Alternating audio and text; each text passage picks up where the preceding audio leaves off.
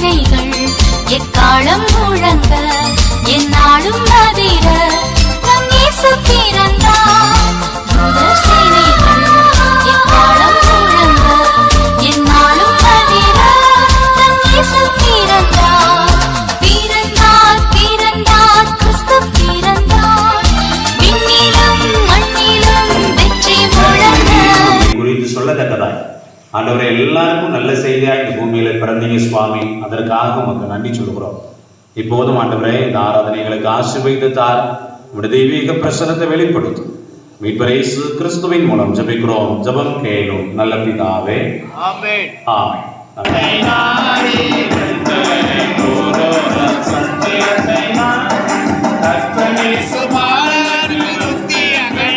நடந்தது போல அவர்கள் சுமந்த நுகத்தடியையும் அவர்கள் தோளின் மேல் இருந்த மிலாற்றையும் அவர்கள் ஆலோட்டியின் கோலையும் முறித்து போட்டீர்.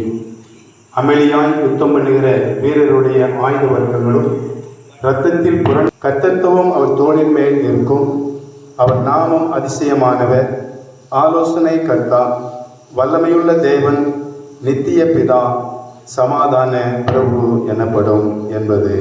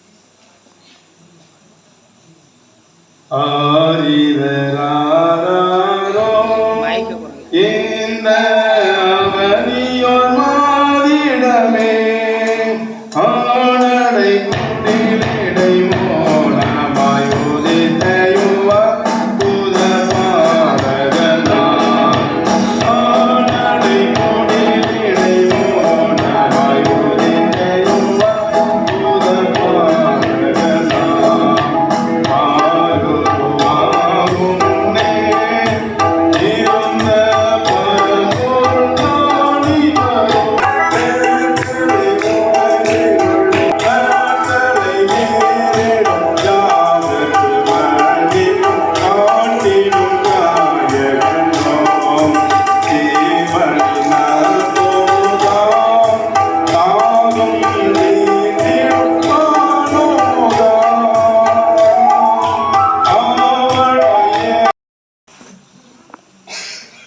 ஏசாயா தீர்க்கதரிசி 11வது அதிகாரம் 1-4 வசனம். பக்கம் 817 பழைய ஏற்பாடு. இந்த ஃபேமிலி மீட்டிங் மனத்திலிருந்து ஒரு துளிர் தோன்றி அவன் வேர்களிலிருந்து ஒரு கிளை எழுப்பி செழிக்கும். ஞானத்தையும் உணர்வையும் அருளும் ஆவியும் ஆலோசனையும் பலனையும் அருளும் ஆவியும் அறிவையும் கர்த்தருக்கு பயப்படுகிற பயத்தையும் அருளும் ஆவியும் ஆகிய கர்த்தருடைய ஆவியானவர் அவர் மேல் தங்கியிருப்பார். இருந்து வந்திருக்கீங்க இல்லையா? என்ன பண்டிகை? 25ஆம் தேதி என்ன பண்டிகை கொண்டாட போறோம்? கிறிஸ்துமஸ் பண்டிகை. யாருக்கான பண்டிகை?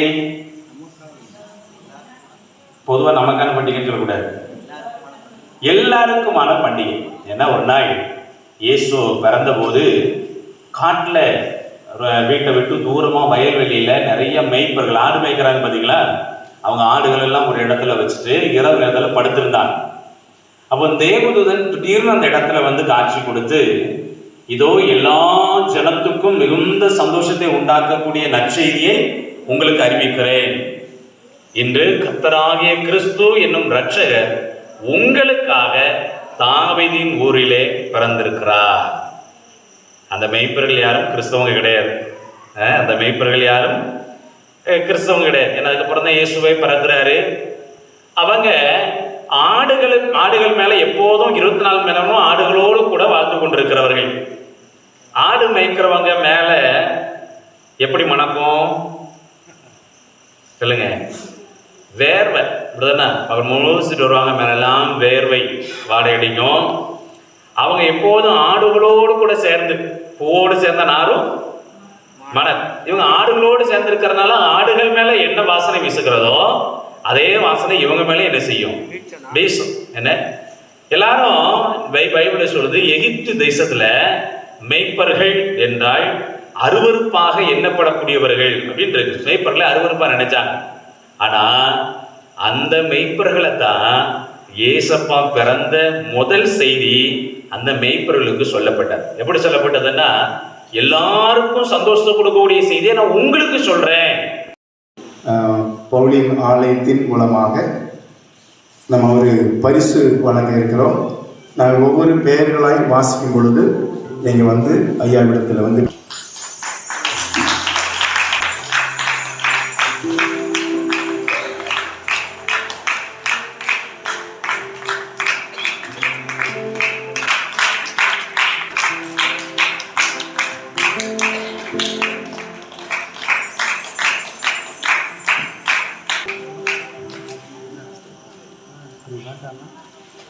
சுந்தர்ராஜ்,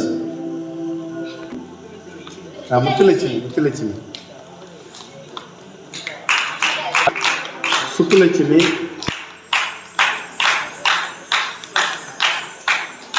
சுப்புலட்சுமி, கருத்தப்பாண்டி,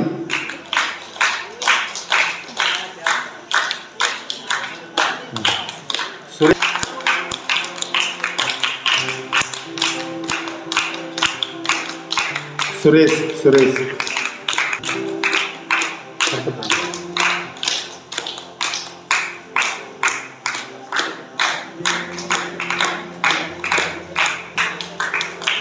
மாரியப்பன்,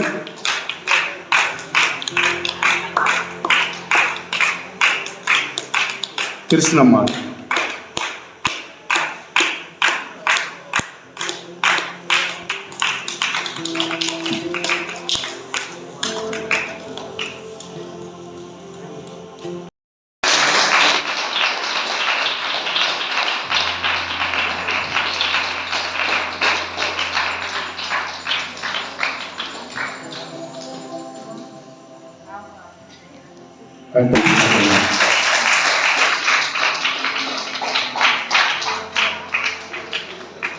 அடுத்தபடியாக நம்முடைய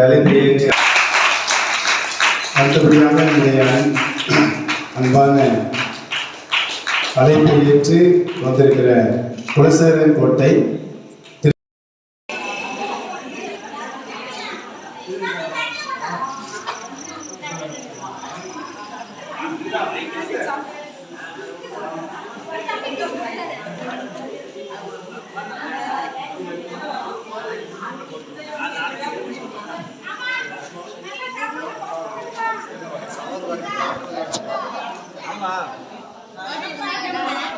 அம்மா பாப்பா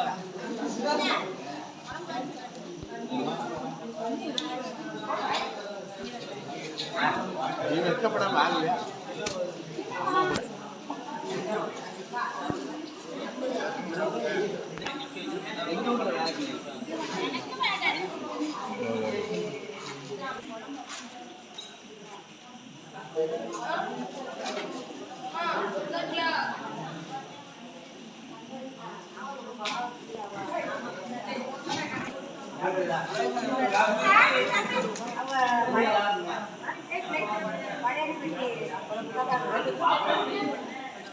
பாப்பா